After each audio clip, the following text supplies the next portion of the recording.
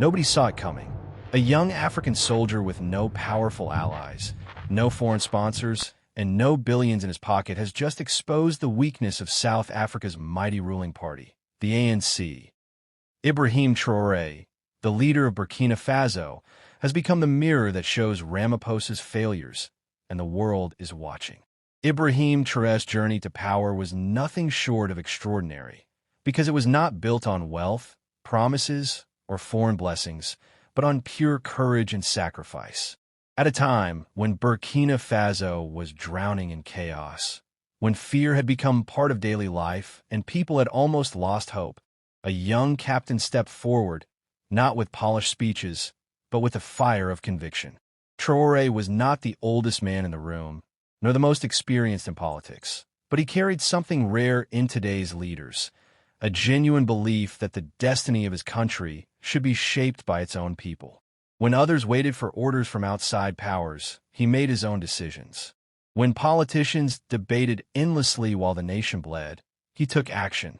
He walked into villages forgotten by the state, spoke directly to the people, and promised not comfort, but struggle side by side with them.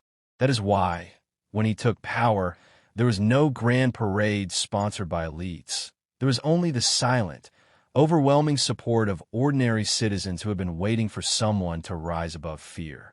Traoré refused to kneel to international pressure, refused to sign deals that sold his country's resources cheaply, and refused to be a puppet in a global game.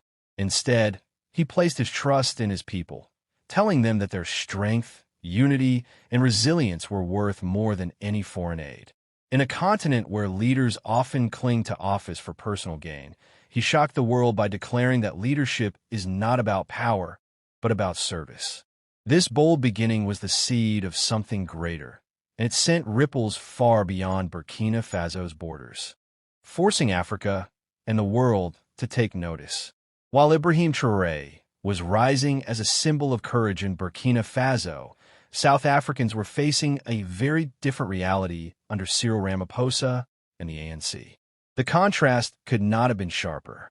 In Burkina Faso, a young soldier with limited resources was standing firm against powerful enemies, while in South Africa, one of the continent's richest economies was crumbling under the weight of corruption and mismanagement. Ordinary South Africans were waking up to darkness, not because of war, but because of rolling blackouts that seemed endless. Unemployment climbed higher with every passing year, and frustration spread through every township and city. People who had once celebrated the ANC as the liberator from apartheid now saw a party stuck in greed, infighting, and endless promises. Ramaphosa, once hailed as a leader of hope, had become distant, unable to connect with the pain of his people. While Traoré was walking through dusty villages and sharing the struggles of farmers and soldiers, Ramaphosa was surrounded by elites in boardrooms, his speeches polished but hollow. The ANC had grown comfortable, treating leadership like a privilege rather than a responsibility, and this comfort made their failures even more painful. South Africans looked at their wealth of resources, their industries, their history of struggle, and asked why life still felt so hard. At the same time, across the continent, a small nation with fewer advantages was finding strength under a young leader who refused to give up. This contrast was not just political, it was emotional, it was personal. Every South African who heard of Traoré's bold steps could not help but compare them with the inaction at home. The shadow of his example fell directly on the ANC, exposing their weakness more clearly than any opposition party ever could. News of Ibrahim Traoré's leadership did not stay inside Burkina Faso. It spread across Africa like a spark in dry grass. His speeches, short but fearless, began circulating on social media, and young people from Lagos to Nairobi to Johannesburg listened with excitement. Here was a man barely in his 30s, standing before powerful nations without fear, rejecting exploitation, and speaking of Africa's dignity in a way that felt raw and real. For decades, African leaders had spoken softly at international tables, careful not to upset their foreign partners. But Traoré's tone was different, sharp, unapologetic, and filled with conviction. His words were not written to please the West. They were born from the struggles of his people. Young Africans felt something awaken inside them, something that their own governments had failed to inspire, the belief that change was possible. In South Africa, this wave of energy hit with particular force. Students on campuses, workers in factories, and families in townships began to ask why they had never seen such boldness from their own leaders. Why was a small, landlocked nation with fewer resources showing more courage than the economic powerhouse of the continent? The question spread across conversations, news debates, and online forums, echoing like a challenge. South Africans, tired of corruption and endless excuses, began to see Traore not just as a leader of Burkina Faso, but as a symbol of what Africa could become. His example was a reminder that leadership is not about the size of a country or its economy, but about the strength of character in the one who leads. The shockwave he created was not one of fear, but of hope, and that hope began to stir something deep within Africa's youth, a force too powerful to ignore. Every bold step Ibrahim Traoré took became a mirror reflecting the failures of the ANC and Cyril Ramaphosa. When he spoke about unity, South Africans were reminded of how divided their own politics had become. When he rejected corruption and promised to live simply, they looked back at endless scandals within their government that drained billions from the public while millions struggled to survive. When he placed his trust in local farmers, miners, and soldiers, South Africans asked why their leaders kept selling resources to foreign companies while their own people lived in poverty. The contrast was painful because it was not distant. It was right in front of them, forcing them to compare. Traoré had no massive budget, no endless power structures, yet he managed to inspire loyalty and action.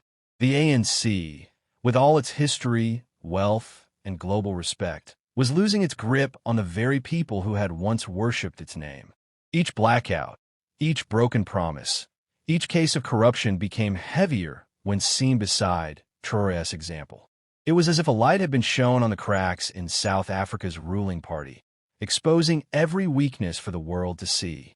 South Africans began to speak openly about betrayal, about how a party of liberation had turned into a machine of greed. They no longer whispered their frustration. They shouted it in protests, on social media, and in conversations across the nation. And with every shout, Traoré's image grew stronger in their minds, not as their leader, but as proof that true leadership was still possible in Africa. The young soldier for Burkina Faso had unknowingly placed a giant mirror in front of Ramaphosa and the ANC, and what that mirror showed was not strength, but failure. By the time Ibrahim Traoré's example had reached every corner of Africa, he was no longer just seen as the leader of Burkina Faso. He had become a symbol of what was possible when courage replaced fear. His story carried a simple but powerful message. Africa does not lack resources, it does not lack intelligence, and it does not lack intelligence, and it does not lack brave people. It only lacks leaders willing to put their people first. In South Africa, this truth hit hardest.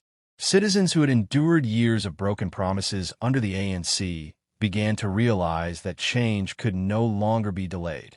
They looked at Traoré's defiance against powerful outsiders and wondered why their own leaders bowed so easily. They looked at his simple life and questioned why their own politicians lived in luxury while poverty spread. The young soldier had become a mirror not only for Ramaphosa, but for every African leader who had grown too comfortable in power. Across South Africa, a new mood began to rise. People demanding accountability, demanding dignity, demanding leaders who serve rather than rule.